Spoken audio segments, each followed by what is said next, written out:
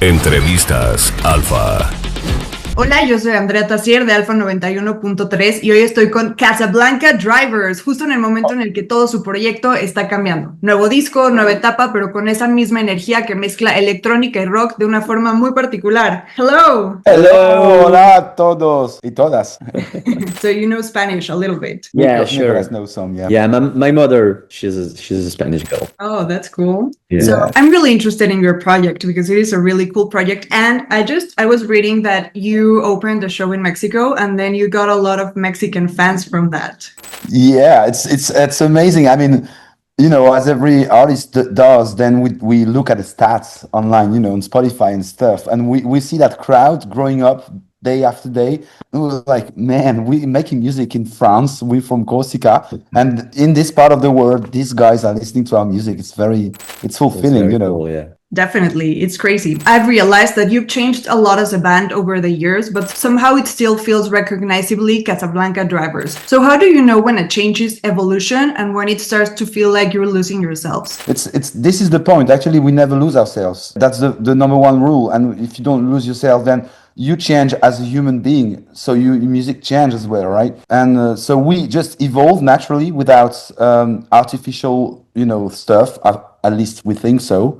Of course, we are influenced by stuff we watch, we listen to, people we meet and stuff. But as we evolve as human beings, the music evolves naturally, Yeah, And we want to always be Casablanca Drivers. Yeah, because we're always ourselves. So it's always gonna be Casablanca Drivers, whether we play the mandolin or violin or For our next record, the banjo one. banjo records. Yeah, that would be a cool album. a challenge. I love that. So your new album, Protocol, is coming out in 3 days. That's exciting. What are you trying to protect and what are you ready to finally break in this new project? Well, we want to protect what we have as a DNA as this band is like we are very attached to our melodies and the way we sing. So that's kind of the stuff that survives in every album. That's the thing we want to protect. And we want to break the fun approach the too. fun approach. Yeah. We wanted to break with a traditional way of making songs and albums, like traditional song structures and stuff, because we're more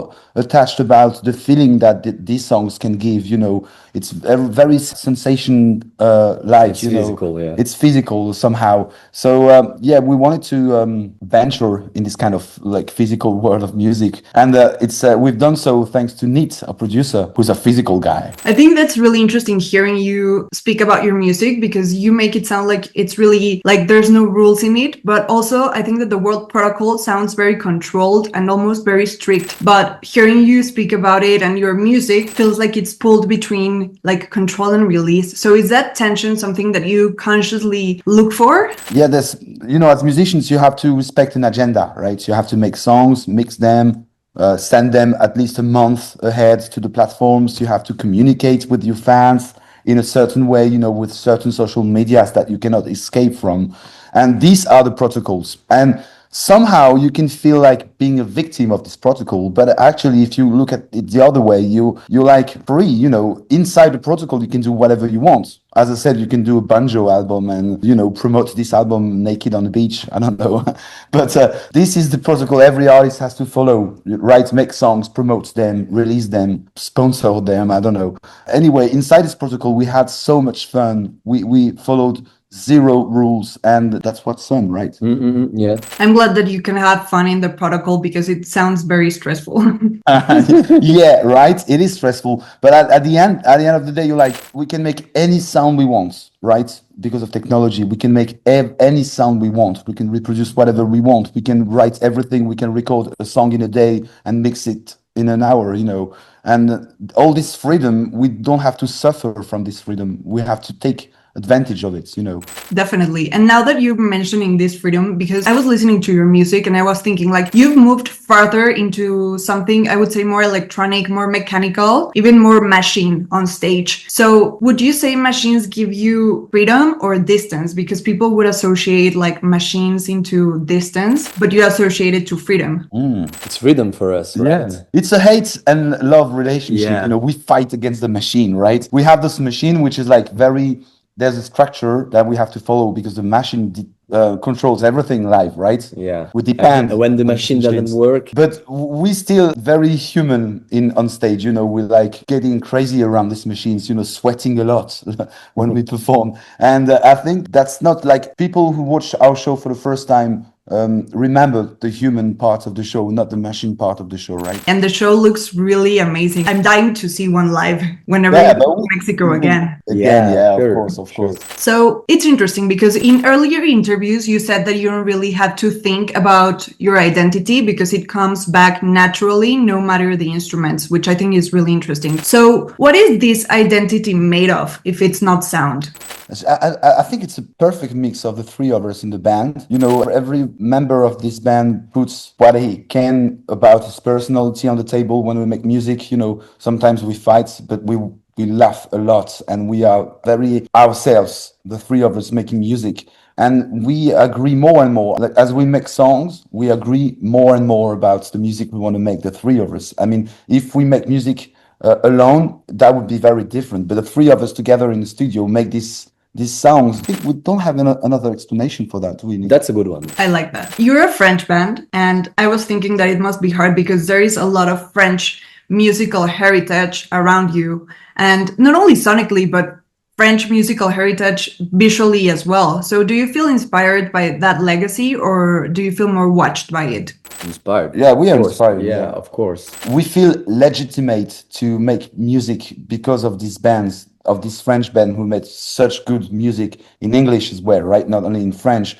So they opened the door for us, I would say. You know, if I think they had a lot of courage doing this music in the late 90s and early 20s. French bands making music in English, electronic music. It's very brave, you know, like this approach of making music. And they opened the door for us. So now, thanks to them, not only we are inspired, but we feel like being legitimate making this music today. Only American or English, it is French as well, right? Whether we sing it in French or in English, that's French music too. So I was thinking that this might be the right time for me to take advantage of this opportunity with you and just ask if you could recommend the listeners a few French bands that you absolutely love and are inspired by. Are we going to talk about our friends?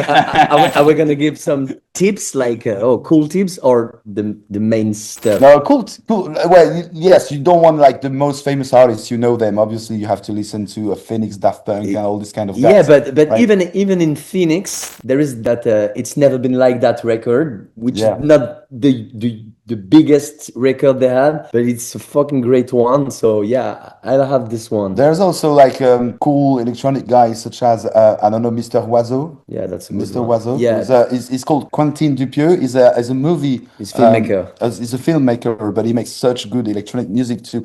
He plays a lot with. I mean, he hangs out with Sébastien Tellier. All the French touch. Yeah, all the French guys. Yeah, Mr. Oiseau. Yeah, Mr. Oiseau is a good one, and It's Never Been Like That. Yeah. That record from Phoenix, it's a great one. And if you want to listen to French music in French language and proper songs, I mean, I love some of the Philippe Catherine songs. Philippe Catherine, you should check him out. He's been making music for 35 years now. He's an old school guy, but he's making album all the time, and it's fun. Yeah. Perfect. Thank you so much for the recommendations. We're all gonna listen to them. A lot of your imagery around this era feels very nocturnal, very cinematic, almost like a city after something has already happened. So I was wondering, why are you drawn to that kind of atmosphere? It stick to the mood of the record. I mean, it's not. It's easy for us to think like this, and for Protocol, which is an album like you want to play it by night. Of course, we wanted to hang out nighttime. So yeah, shout out to our director Spike, who made all of our clips. He's a great guy. He's a great guy. Yeah, and I was reading that you worked with a lot of really amazing and talented people for this album, so that's crazy. Yeah. It's like it's awesome for us too. Yeah. We put like this huge A team together. Like Alexandre Cortés, who made the cover of the album, which is like this French legacy, important. Ash Workman, who did the mix, who used to work with Metronomy. So yeah, we are so excited. This new team working on this album makes the album feel different from the rest of your albums? I mean, in a way, of course. Yeah. Definitely, yes. It's like we love the other albums, of course, they are our babies, but somehow looking back at them, it feels like they are houses without, I mean, yeah, they're missing a part, and this album is the whole thing, you know, nothing is left apart. That's really exciting to hear. I was reading that you said before that albums started become more meaningful once you began thinking in terms of a story and not just songs, which I thought was really interesting. And I was wondering, what kind of story can be told through this new album Protocol? Well, first of all, the story is about not following the protocol, right? The protocol, but also in terms of evolution compared to our previous album, it feels like with the previous album we were like a band playing in a nightclub. Yeah, a band playing in a nightclub. With this album, it's like DJs playing in a music venue, you know, like a concert venue. So it's the opposite. It's like, yeah, it's the other way of seeing music, actually. Okay. Is it a I don't know. No, her question was more about what do we tell in terms of is there a story behind the whole album? But it's not like the previous one when yeah, I mean, as you said, that's very interesting because we thought about it. But it's a lot about night stuff in the videos. It's a lot about night. Of course, the album is better played at night, but doing stuff at night is like hide from some people, you know, like hide from the protocol people, you know, like doing stuff not illegally, like, but you know, you kind of hide in another world. Yeah, and this is the feeling we had making those songs in the studio, which is an underground studio hidden from the rest of Paris. I mean, nobody knows we were in the studio, and we felt like hiding ourselves making those songs, you know. I mean, of course we had lights, it's not in the dark, but somehow, yeah, in a hideout, you know, like, yeah. And I love that this is the album that you made hidden and everything. Yeah. And but to play at night in the dark, that's really cool. We were talking about how you made your past albums thinking about stories. So do you still think of an album as a place to experiment, or maybe it has become more like a way of documenting who you are at a specific moment? Oh, that's a nice way of seeing it. We are making music quite like every week. We spend 2 or 3 days in the studio trying to make songs, and these are just going to be songs, you know. And when we find songs that sound alike or that could be in the same family, then we were like, okay, we kind of have the basis of the new album, you know. Actually, we love the songs because they are documenting who we are and who we want to be. So I would say, yeah, the album is the result of the experiment. It's not the experiment itself. That's a really interesting way of putting it. Because we have time. We have this, we are lucky enough to have time, free time. And, you know, we're not this kind of band that take their agenda and say, okay, next week or in 3 weeks, we're going to be in the studio working. No, we just work like that. Well, so, you know, every Sunday we're like, guys, when are you free? Okay, Wednesday and Thursday, let's go to the studio. And then we don't have any agenda. We do whatever we want, right? Some days we're just making shit. And other days. Lot of days, like, I mean, yeah, 90% of the time. But the ratio is, yeah. it's a short ratio, but it's still a ratio. But that's great because it's keeping the fun part alive. That's it. That's it. Which is really important because maybe as it becomes more like a job, it starts. Yeah, that's it. Yeah, and we're friends. So we just hang out as friends, making music. We always amazed when we hear that like very famous band we love, they don't see each other and they just like put some crosses in an agenda and saying in May they're gonna spend 3 weeks in the studio with I don't know who producer and they're gonna make the album. We're always amazed. Maybe in 2 years we're gonna be like this. No, don't say that. It's not gonna happen. It's gonna hit us. No, never. I actually think that it would change completely the way in which you make music. Yeah, sure. Now my final question, it is about Protocol. So if Protocol was not an album, but a code for living, what would the first rule be? Never read the protocol. Perfect. Don't read me. Perfect. I love that. Thank you so much for the time and for opening yourself about this album and your music. It's really interesting to hear everything coming from you. Yeah, muchas gracias, Andrea. Thank you. Y para todos los que nos están escuchando, no se pierdan el estreno del disco Protocol el 24 de abril. Sí, vale. Rock and roll. Vamos. Yo soy Andrea Tassier y esto es Alfa 91.3. Gracias. Gracias.